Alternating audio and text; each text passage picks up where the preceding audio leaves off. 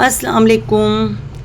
مارو اسے مارو، چھوڑنا مت اس ذلیل کو، بھاگنے نہ پائے اس طرف سے پکڑ کر رکھو، اس کھمبے سے باندھ دو اس کو۔ چند لوگوں نے اس نوجوان کو کس کے بجلی کے کھمبے سے باندھ دیا اور 3 سے 4 لوگ اب بھی مار رہے تھے، کچھ مارنے کے لیے لپک رہے تھے۔ اتنے میں مجمع سے آواز آئی، آگ لگا دو اس کو، تاکہ کوئی اور ڈکیتی کرنے کا سوچے بھی نہیں۔ دیکھتے ہی دیکھتے ایک شخص بائک سے پٹرول کی چھوٹی سی بوتل بھر کر لے کر آیا، چیختے ہوئے کہا، ہٹو یہاں سے، ہٹو یہاں سے۔ جیسے ہی مارنے والے دور ہوئے، بندھا ہوا نوجوان ہاتھ باندھے معافیا مانگ رہا تھا، چہرہ پورا لہو لہان ہو چکا تھا کہ چہرے پر پٹرول کی دھاڑ آ گری، چہرے سے بہتا ہوا گردوں اور پھٹی ہوئی قمیض پر آ گیا۔ کسی اوباش لڑکے نے جیب سے لائٹر نکالا اور کھٹک سے جلا کر گریبان کے قریب کیا اور قمیض پر فوراً آگ بھڑک اٹھی۔ خدا کے لیے آگ بجھاؤ، بچاؤ بچاؤ، میری رسی کھولو، خدا کے لیے مجھے معاف کر دو۔ نوجوان چیخ رہا تھا، تڑپ رہا تھا اور لمحہ لمحہ آواز تھم رہی تھی، لیکن مشتعل ہجوم فقط تماشبین بنا زندہ نوجوان کا جلنا دیکھ رہا تھا۔ دیکھتے ہی دیکھتے آگ پورے وجود کو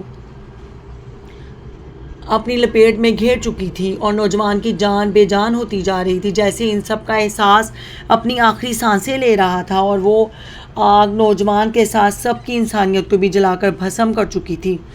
یہ جی اورنگی ٹاؤن کراچی کا واقعہ ہے، 3 دسمبر کا۔ ایک دن قبل 2 دسمبر کی شام اسلام آباد کی رہائشی تابندہ نے اپنی سہیلی سمرین کے ساتھ آفس سے واپس جاتے ہوئے پلان بنا رہی تھی کہ کل سیلری ملے گی تو کیا کچھ خریدیں گے۔ متوسط طبقے کی چھوٹی چھوٹی خوشیاں تنخواہ کا انتظار کرتی ہیں اور پھر ان میں سے اکثر تو اگلی سیلری کی نظر ہو جاتی ہیں۔ انہی باتوں کے دوران اچانک سے لینڈ کروزر V8 انتہائی سپیڈ میں اسکوٹی کو ہٹ کرتے ہوئے، اسکوٹی کو رونتے ہوئے دونوں لڑکیاں کچلتے ہوئے دور جا کر بریک لگائی، لیکن دیر ہو چکی تھی۔ گاڑی رکی تو ہائی کورٹ کے جج کمسن بیٹے ابو ذر نیچے اترے۔ لوگوں کا ہجوم تو جمع ہو چکا تھا، لیکن عوام تو عوام، کسی پولیس والے میں ہمت نہیں تھی کہ صاحب کے بیٹے کو کچھ کہہ سکے۔ لیکن سوشل میڈیا کی تصویر نے اعلیٰ پولیس افسران کو مجبور کیا اور نوجوان کا جسمانی ریمانڈ لیا گیا۔ چوتھے دن عدالت میں نوجوان کو پیش ہونا تھا، لیکن اس سے ایک دن پہلے ہی دونوں لڑکیوں کے گھر والوں نے عدالت میں معافی نامہ جمع کروا دیا کہ ہم نے نوجوان کو معاف کر دیا۔ اسی دن نوجوان کو ضمانت منظور اور پھر لینڈ کروزر سے لے کر صاحب کے بیٹے سڑک پر ہوا سے مقابلہ کرتے ہوئے ڈرافٹنگ کرتے ہوئے نکل گئے۔ ایک دن کے فاصلے سے دونوں واقعات تمام ہی نیوز چینلز، اخبارات کی زینت بنے۔ سوشل میڈیا پہ بھی زور و شور سے ہر کوئی تبصرہ کر رہا تھا، لیکن شاید ان دونوں واقعات سے ہماری سماج کی بزدلی، طاقت کے آگے سرخم اور کمزور کے ساتھ انسانیت سوز برتاؤ، گھٹن اور بدبودار ماحول کی نشاندہی، طبقاتی سماج کا فرق سمجھنے اور سمجھانے کی کوشش نہیں کی گئی، یا اس زاویے سے جائزہ لینا ضروری نہیں سمجھا گیا۔ 21ویں صدی کے اس ترقی یافتہ دور میں بھی مساوات، انسانیت، برابری، حقوق جیسے الفاظوں کو کتابوں اور تقریروں تک ہی محدود رکھے ہوئے ہیں۔ نہ تو قانون اور آئین کی پاسداری ممکن ہے، نہ ہی دین و شریعت پر عمل کرنا۔ بحیثیت قوم، طاقت، قانون ہاتھ میں لینا ہو یا طاقتور کے بوٹ پالش کرنا ہو، سب ہی برابر کے شریک ہیں۔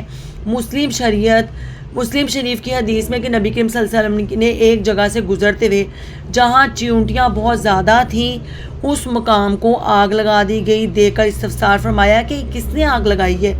کسی نے کہا میں نے، تو حضور صلی اللہ علیہ وسلم نے فرمایا کہ آپ صلی اللہ علیہ وسلم نے فرمایا آگ کا عذاب دینا صرف آگ کے رب کی شایان شان ہے، یعنی کہ اللہ تعالیٰ ہے، اگر وہ دینا چاہے تو آگ کا عذاب دے سکتا ہے۔ دین اسلام کی تعلیم سے جاہل ملک کے آئین و قانون کی دھجیاں اڑانے والی قوم، شاید ابھی تک زمانہ جاہلیت ہی چل رہا ہے۔ ہمارا مادی ترقی تو کر لی ہے، لیکن عقل و شعور، احساس و انسانیت سے ابھی کوسوں دور ہیں۔ ایسے ہی سچائی پر مبنی آپ کو پروگرام پیش کرتے رہیں گے۔ اگر آپ کو اچھا لگا تو ضرور میرے چینل کو سبسکرائب کر دیں۔ اللہ حافظ۔